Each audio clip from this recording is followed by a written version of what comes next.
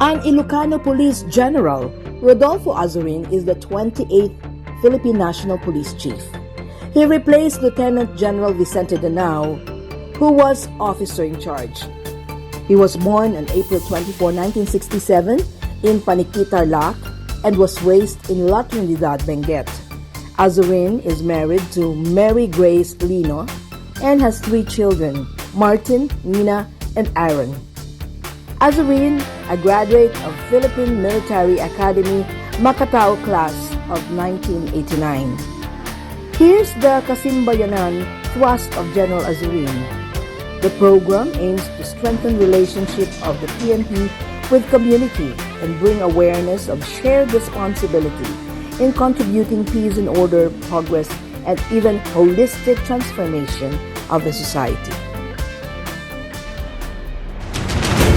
The Kasimbayanan or Kapulisan, Simbahan at Pamayanan is the catalyst project which emanates from the COP=P, the Peace and Security Framework institutionalized by Police General Rodolfo Santos Azurin Jr., Chief Philippine National Police, as the seed of malasakit that will set forth holistic change not only within the organization but also in the community in close partnership with the religious sectors and the community.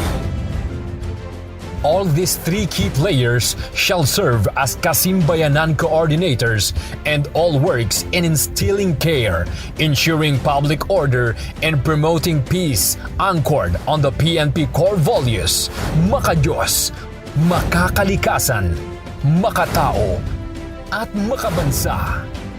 Every police personnel should plant the seed of malasakit that continuously shared to the community.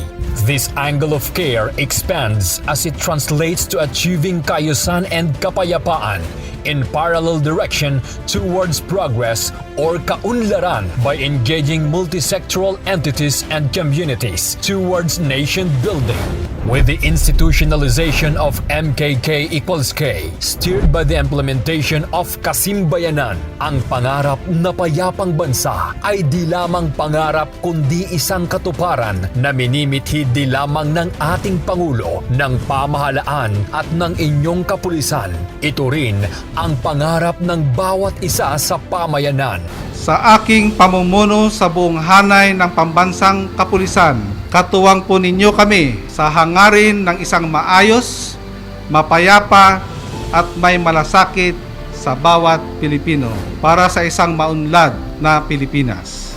Life is beautiful. Kaligtasan nyo, sagot ko.